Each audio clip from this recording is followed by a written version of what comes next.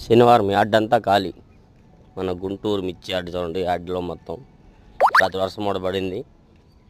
వర్షం పడడం యార్డ్ అలా ఘాటు లేకన్నా చల్లగా ఉందన్నమాట. ఈరోజు జూలై నెల 6వ తారీఖు 2024.